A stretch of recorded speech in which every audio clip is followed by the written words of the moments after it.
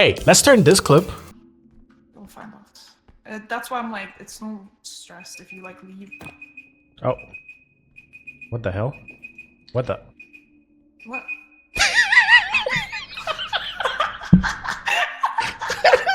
I'll be back. Thank you for being patient. Into this. I think my friend is broken. That's why I'm like, it's no stress if you like leave. Oh. What the hell? What the? What?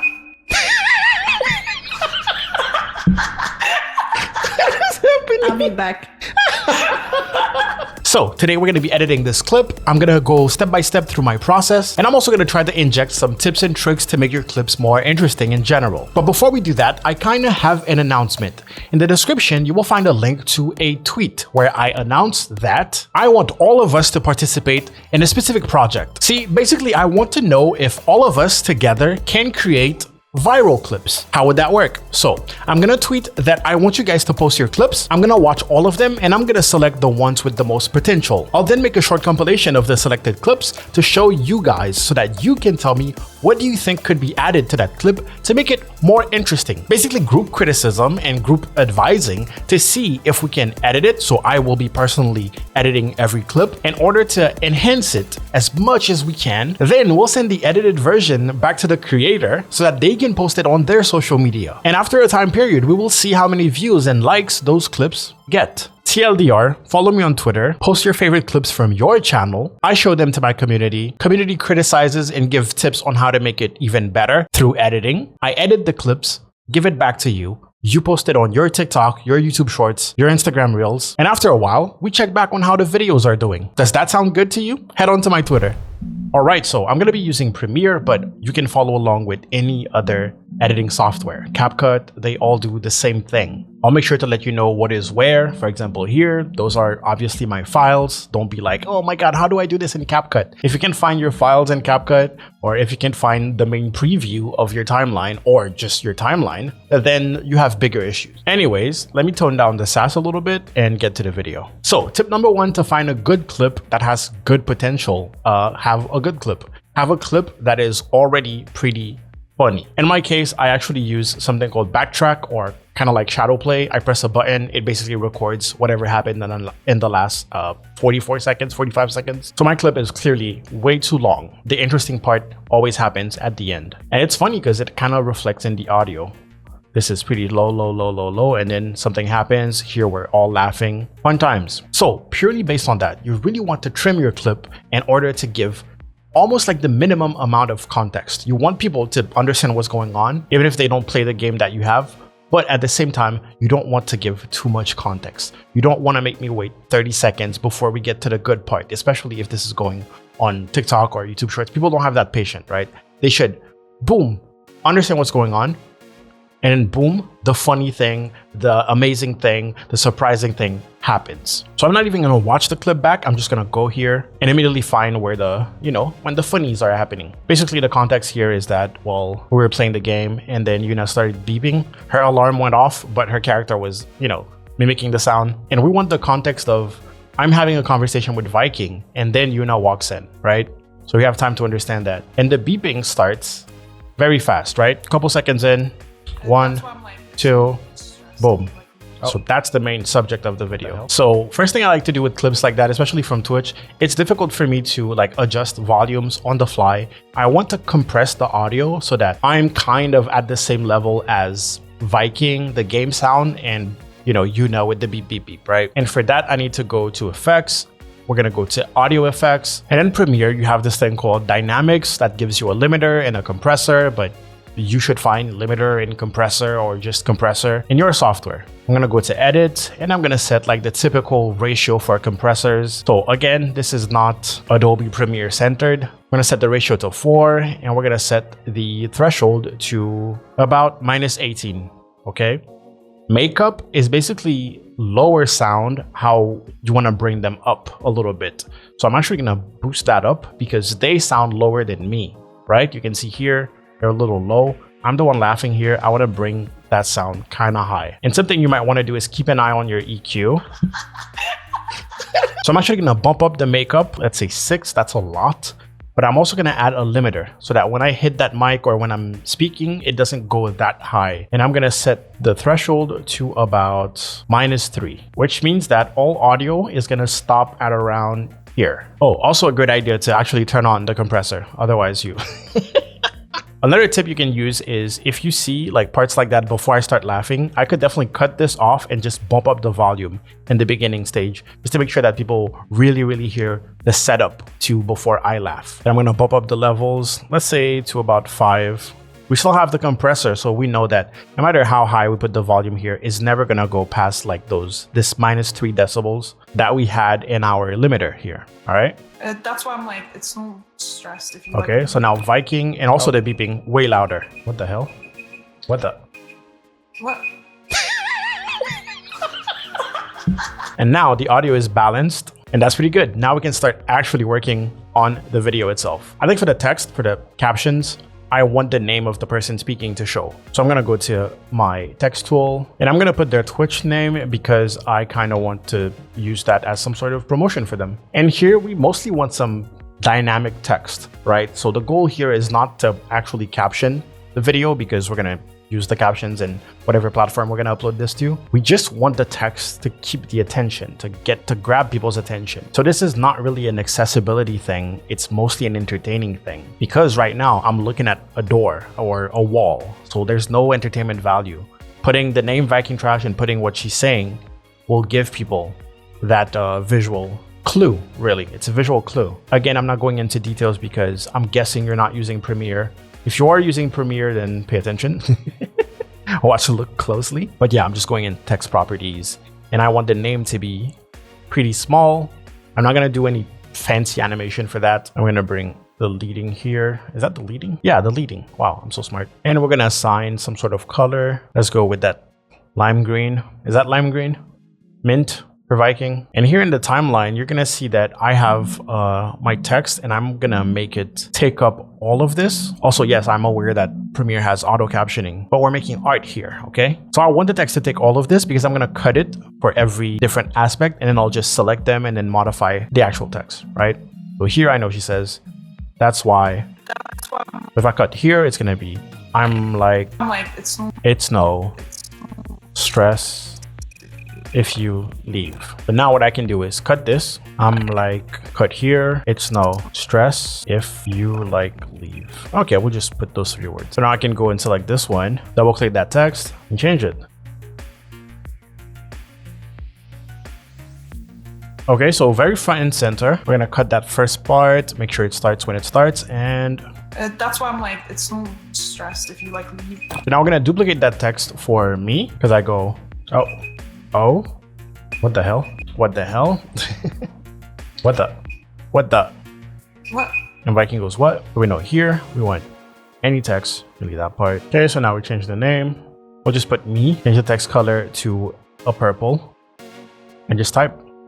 Now duplicate, I'm holding Alt, dragging, changing the text again. And same thing for the last text.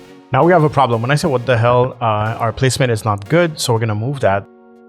I'm also going to make sure I center that. I'm going to move my text up a couple of tracks like that. For example, this game is very dark and I actually want to brighten all of this up. So here, what I can do is add an adjustment layer and we're going to add it to cover the clips. And then I can add my effects to that adjustment layer. I can go to video effects, color correction, for example. Brightness and contrast should do it, but brightness is good like that. And contrast like that. Okay, so now it's way more visible. So before, after. Obviously, it's affecting my camera. What I'm gonna do is I'm actually gonna move my adjustment layer. Then I'm just gonna move it down. I think that should be enough. So now I would like a little animation for the beep, beep, beep, beep, beep, beep, beep, beep. I want the word beep to actually show. So let's go ahead and type it. First, I'm going to put the little asterisk so that people know, oh, that's a sound effect. Again, all of this is just visual. It's just entertainment. It has nothing to do with actual captions. We will have captions, but we'll have the captions through the platform. If we're posting on Instagram, they have captions. TikTok also has captions. YouTube has automatic captions, I believe. I want a little bit of animation on this one. So we're actually going to animate one and then we'll just duplicate it and position it differently. We're going to make sure it's kind of short, and I'm going to animate the scale. I'm going to make it pop just a little bit. So beginning of the clip, we see it here. Scale is at 100. I can go in the timeline where I want it to stop popping, basically. I'll give it 2 frames. Click on the stopwatch on scale to animate that basically, and then go back to the beginning and set the scale to, let's say 90. Now the problem we have with the scale is that the anchor point is wrong. And the way we can fix this is by actually setting our thing to 90, going up front, final position, clicking on the actual motion. And now I can click on the middle, the actual anchor point, and I can set it to be in the middle of the text. But now you'll see that if I scrub with the timeline, it's actually growing from the middle of the text. Drag and drop a cross dissolve to the end of it so it beeps and fades out. Now all we have to do is just duplicate this. I'm holding Alt to duplicate it. Move that second one up, and finally a third one. I believe it rings. It does da da da da da da da da da. Try to put equal distance in between them, and then just play the video over and over again until it matches the rhythm of that. There's actually 4 of them. All right, we have a little animation that goes. If you like leave. What we could do is probably pre-compose this. We can right click on them, make sub-sequence. So now we can have that full animation as its own sequence in the timeline here. So if I do this, since it's one animation now, well, first of all, we can replace what we just created here, keeping all of that clean. But we can now scale and just place it as we wish. First, I'm gonna place it in the timeline. There's a part where it skips a little bit, so I'm gonna cut that down. Now all I have to do is simulate her coming closer. So we want the beep beep beep to be louder. I mean bigger, because it's louder, because it's getting louder. But at first we just want it to be in different position, right? So here it starts on the left. Maybe we want that on the right. We can just click and drag. It doesn't matter that much. But then as she's coming, maybe we could do a little motion tracking. I'm gonna bump up the scale now. We are losing quality, by the way, and the way I did it, but that's fine. Okay, so now we have her in frame. So what I'm gonna do is I'm going to motion track-ish, manually motion track. So I want my scale to be big, and I'm gonna select a point. You see that little hip thing? Find my motion and the effects control. There we go, position.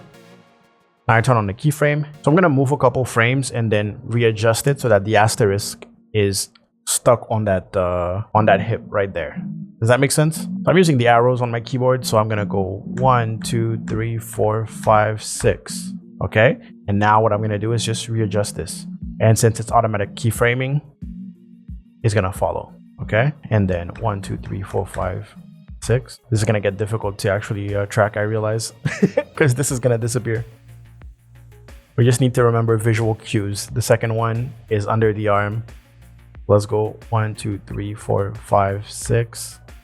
There you go, and just like that. For half a second, we're gonna have a little bit of motion tracking. What the hell? What? I might do the same for the other clip, actually. All right, so here's what we have. What the hell? What the? Okay, so we're getting close to the end here. We only have 2 beeps. So this one, I wanna make it very big and even a little out of frame. I think the loss of quality because of the subsequence might even help us. If you want to not lose quality like that, you would want to make that sequence, like take the whole screen, make it as big as possible, basically, to have more quality. But here we're gonna have pixelated beep, but I think it's gonna add to the charm. I might even change the blending mode, maybe screen or add. Yeah, so it blends with the background and it feels like, oh, maybe it's like a weird 3D effect that I'm going for.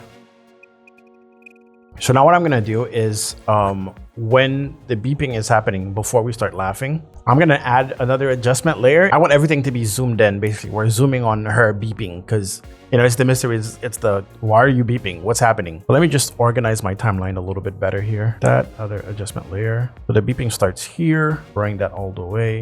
And in fact, I'm gonna bring the adjustment layer all the way there because we'll cut it and we'll turn it into maybe zooming on my face, my actual reaction, and then going back to like her looking around, because that's also part of what's so funny. So this is where we want to start zooming around here. And to do that, I'm basically going to add a transform effect to my adjustment layer. I'm going to set a keyframe on the scale and on the position. And I want to go all the way to right before I start laughing. And we're going to kill that boy up. This is the part where Premiere kind of, Premiere's going to act kind of wild, but don't listen to it. It's just pretending. I'm going to select those first keyframes. And I'm actually going to go temporal interpolation. And I'm going to ease out like that. So Basically, you're gonna accelerate both the zoom and the position, which will look like this. What the hell? What the? What? I'm gonna cut to right before she looks at me. So basically, I'm gonna cut to me, my reaction, laughing, especially slapping the mic a little bit. So as you can see, I cut the adjustment layer here, and I'm gonna remove the keyframes because this one I don't want it to be actively moving. And I'm just gonna bring it down so we can see my reaction. I even scale it up more so we can really see my reaction. Here, I'm gonna try zooming in on her when she says, "I'll be back." I'll be back. I'll be back. Okay, and then after the zoom, we're gonna reset to normal view, but that's not too jarring when it loops back in. And I'll just put BRB here because I'll be back is not gonna fit on the whole screen. Okay, I'm satisfied with the whole zoom ins and the text. I want to add a little bit of context in the beginning, something to grab the attention. And I want to put maybe a freeze frame, maybe an arrow to be like, I think my friend is broken. So what I'm gonna do is select everything. I'm gonna move everything. I'm going to directly record in here. I'm gonna set this to record. I'm gonna record. You're gonna hear me twice, but that's okay. I'm actually gonna have to mute so I don't speech jam myself. I think my friend is broken. All right, do we like the voice crack? Do we like the high pitch or not? I think my friend is broken. I like it. I actually like it. Clean it up a little bit like that. All right, and we want some volume. I already have a preset for my audio. It's gonna add a compressor. It's gonna make it louder. It's gonna do a little bit of EQ. If you're editing often, you need to save your presets, right? And if you're not using a software that allows you to save presets like that, it's time to switch. I think my friend is broken. And then I can just delete that empty space and the clip starts. That's why I'm like, it's no...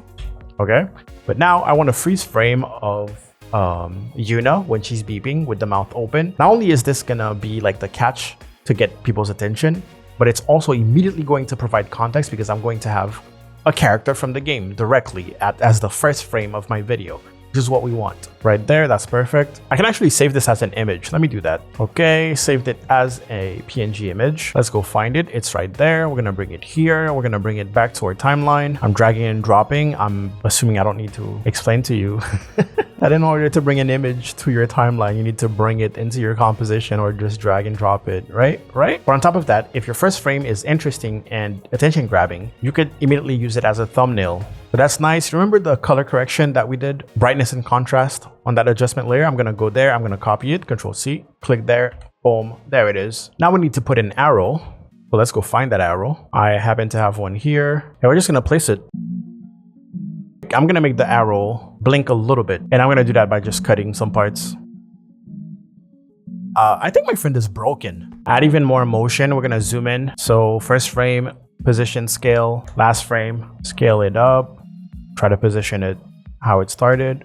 That's cool. So that's good. And finally, some text. Let's remember what our color scheme was. It was purple. Or in this case, we're going to keep it white since we're really trying to go for attention grabbing here. I'm also going to put everything full caps. Now we're going to do the same trick where we're going to cut all the text and then just replace the words. So I think my friend is broken. We'll do a little animation for broken and actually break the word into.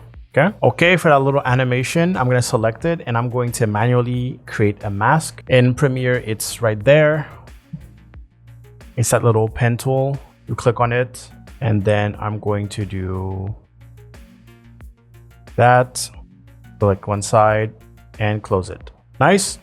Now I can go in the timeline. I can duplicate this, bring it up, select it, and I can make that mask inverted. So the other side will show. So now I have two different pieces. Okay, in the timeline, they start as unified. And all I have to do is from this specific point, animate both of them to basically rotate on the opposite direction. So bottom one, rotation. I'm also gonna set the position in case my anchor point is not where it's supposed to be. Top one, same thing, rotation, position. Then move in a little bit in the timeline. Let me zoom out a little bit and rotate this. Actually, we're pretty lucky because the anchor point is pretty nice. This could be the animation. We don't have to have both sides actually. But hey, we duplicated it, so let's do it anyways. All right. What I'm going to do is add an ease in and ease out. We didn't need the position after all. I have a shortcut for that, so get yourself a shortcut and your editing software for ease in and ease out, especially if you're going to find yourself animating stuff manually like this. So this is ease in and this is ease out. So it's easing out of the first position to the second one. And as a result, we will have this. broken. That's it. That's it. Half a second. Right now it looks like, I think my friend is broken. That's it. We don't need the text to pop here because it's super fast. So keep it simple. I think my friend is broken. That's why I'm like, it's no. That's it. It's enough stuff in your face to be like, oh, something happened. I think my friend is broken. That's why I'm like, it's no stressed if you like leave. Oh. What the hell? What the? What?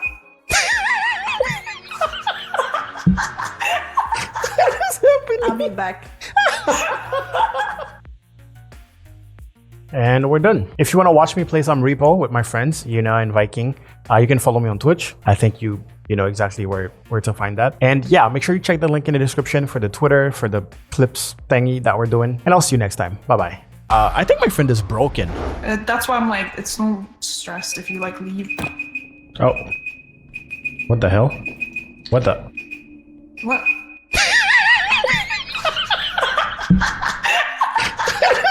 I'll be back.